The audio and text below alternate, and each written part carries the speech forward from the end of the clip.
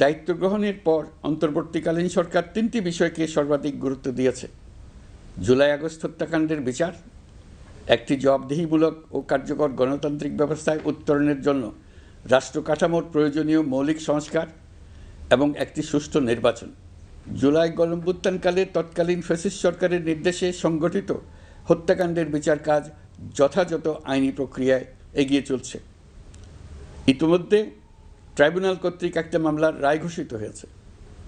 আন্তর্জাতিক অপরাধ ট্রাইব্যুনাল স্বাধীন ও স্বচ্ছ প্রমাণভিত্তিক বিচার প্রক্রিয়ার মাধ্যমে দেশের ছাত্র, শ্রমিক ও সাধারণ জনগণের উপর নির্বিচার হত্যাকাণ্ডের প্রধান নির্দেশদাতা হিসেবে পতিত ফ্যাসিস্ট সরকারের প্রধান শেখ হাসিনাকে মৃত্যুদণ্ড প্রদান করেছে।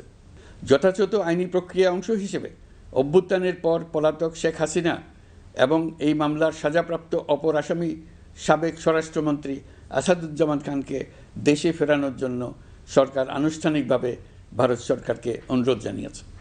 প্রিয় দেশবাসী, ইতিমধ্যে বেশ কিছু প্রাতিষ্ঠানিক ও কাঠামোগত সংস্কার সম্পন্ন করা হয়েছে। কয়েক ডজন পুরনো আইন সংশোধন করা হয়েছে এবং বেশ কয়েকটি নতুন আইন প্রণয়ন করা হয়েছে। সংস্কারের সবচেয়ে বড় পদক্ষেপ হচ্ছে জুলাই জাতীয় সনদ। মৌলিক সাংবিধানিক সংস্কার নিশ্চিত করার জন্য এটি আদেশ আকারে জারি করা হয়েছে।